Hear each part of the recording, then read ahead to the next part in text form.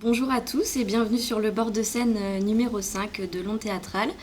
Nous sommes en compagnie de Christophe Pellet, de Pablo Lopez, de Jeanne Sénéchal et de Rémi Laversin, qui a donc créé l'Onde Théâtrale et qui va nous expliquer dans quel cadre est né ce projet dans un premier temps. Cet épisode a été créé grâce à l'appel au projet que l'Université de Lille a fait sur les LGBT-phobies dans le cadre du Day of Silence, qui est la journée internationale des luttes contre les LGBT-phobies.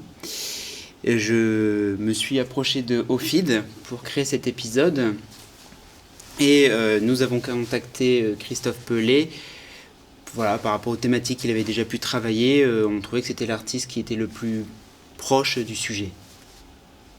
Merci. Et du coup, Christophe, vous en ce qui vous concerne, quel a été votre processus d'écriture dans ce projet ? Eh bien, d'abord, c'était de rencontrer l'équipe, de rencontrer notamment Rémi qui m'a expliqué un peu tout le dispositif, ça c'est important. Après, moi, je ne travaille pas à la commande, donc c'était un peu plus compliqué parce que j'étais obligé d'aller en moi-même, de récupérer des choses qui me touchaient profondément par rapport à ce thème de la LGBTQ+ phobie. Mais quand même, je me suis beaucoup inspiré des acteurs et aussi des comédiens non professionnels, puisque parmi l'équipe, il y avait des personnes qui n'avaient jamais joué. Donc ça, c'était leurs mots, leurs impressions, et je me suis vraiment inspiré de leurs expressions aussi dans mon texte. Mais le texte, c'était comme si j'écrivais une pièce pour moi tout seul, quoi. Voilà. Sauf que c'était dans le cadre de l'Onde Théâtrale, mais voilà, je me suis vraiment immergé dans le projet, en piquant ça et là quelques expressions quand même, oui, du groupe. Et comment s'est organisé le travail en collaboration avec Pablo ? Comment c'est Moi je connaissais pas Pablo, il est tout jeune, c'est la nouvelle génération de metteurs en scène.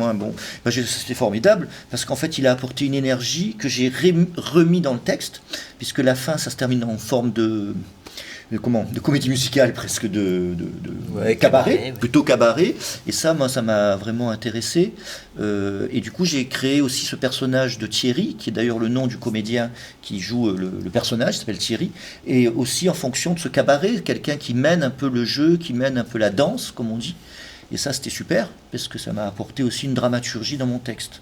Donc grâce à ton travail sur le drag notamment, je te laisse parler. Oui, la première étape, je pense, de la collaboration, c'est aussi Christophe, il lui faut une matière pour écrire son texte, forcément.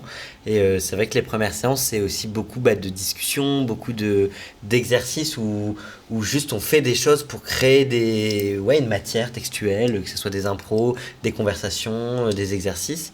Et après, derrière, toi, tu as fait ton travail, mais voilà. Et après, moi, je me suis mis au service du texte, et voilà. Et le travail justement avec les comédiens, en tout cas Pablo, comment ça s'est passé pour vous Au début j'appréhendais un peu aussi parce que j'ai pas non plus fait beaucoup de mise en scène, et les quelques mises en scène que j'ai fait c'était aussi avec des gens que je connaissais avant, avec qui j'avais l'habitude de travailler. Donc là c'est aussi une expérience d'être avec des gens qu'on connaît pas. D'autant plus aussi qu'il y a des gens effectivement qui n'ont pas du tout d'expérience de la scène ou très peu, et au final ça s'est assez bien passé. J'étais assez surpris même de toute leur capacité qu'ils ont pu développer sur scène et jusqu'à la fin au spectacle. Comme je disais, on est vraiment parti sur un échange, ça c'était vachement intéressant. Vraiment les 2 premiers jours on a appris vraiment à se connaître, à se rencontrer, et moi je pense que c'est ultra important aussi de créer un lien avec les comédiens, à la fois moi en tant que metteur en scène avec eux, et eux aussi entre eux, parce qu'eux aussi se connaissent pas forcément tous, et c'est super important de créer un esprit de groupe, et c'est aussi parce qu'on s'est confié sur des sujets parfois difficiles. La réalité c'est que c'est un groupe qui était sensible à toutes ces questions-là, et évidemment que sur certains exercices, sur certains sujets qu'on a évoqués, c'est pas évident pour tout le monde. Il y a des gens qui livrent des choses intimes de leur vie, mais c'est aussi ça qui permet de créer un vrai groupe et de développer après aussi derrière une intimité dans les personnages et dans la mise en scène et dans le projet, quoi. Et du coup, on a évoqué brièvement la question des luttes contre les LGBTQIA+, phobie, j'espère que j'ai rien oublié. Quel a été le rôle d'Ophi dans ce projet ? Avec l'OFID, c'était important pour nous déjà de sélectionner des comédiens et comédiennes qui étaient concernés par les LGBT-phobies, qui avaient en fait des choses à dire sur ces questions-là pour justement inspirer notre écrivain. C'était très important.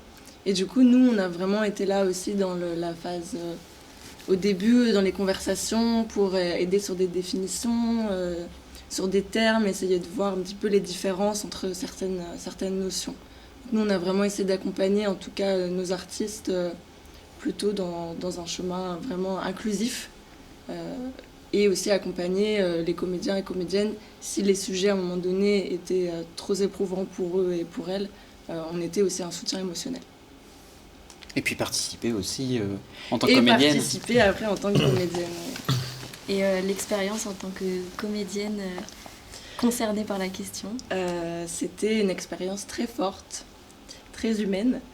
C'était vraiment génial en fait de rencontrer des gens concernés. On a vraiment réussi à créer un groupe où on était tous et toutes en sécurité. Et c'était très agréable parce qu'on a vraiment pu se libérer et je pense tous et toutes découvrir des côtés de nous-mêmes qu'on n'avait jamais eu l'occasion d'explorer. Non mais c'est intéressant ce que dit Jeanne. Moi ça fait depuis, on va dire 1 an que j'expérimente avec d'autres projets cette question de la non-mixité dans le travail. Et je suis pour aussi qu'il n'y ait pas forcément tout le temps de la non-mixité dans le travail. Mais je constate que des fois il y a une vraie différence pour les groupes, pour les gens, surtout quand on aborde des sujets en fait aussi délicats que ces choses-là.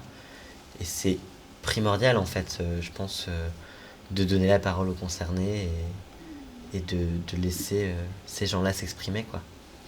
Dès le début, avec Ophi, donc je voulais mettre une zone de confort pour l'équipe artistique, c'était le principal. C'était vraiment que les gens se sentent en sécurité, et puis il y avait comme des agrégores, quoi. Il y avait quelque chose qui unissait ces gens-là qui ne se connaissaient pas du tout avant le projet.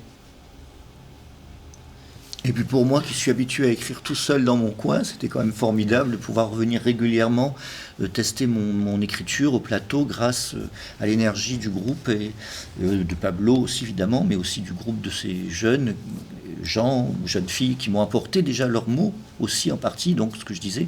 Donc oui, c'était très bien pour moi aussi de voir comment mon écriture pouvait naître comme ça dans l'instant presque de l'écriture. C'est-à-dire j'écrivais le dimanche et puis le mardi... Ça jouait déjà, en tout cas ça réfléchissait sur le jeu, sur le plateau, et c'est formidable. Ouais. C'était intense.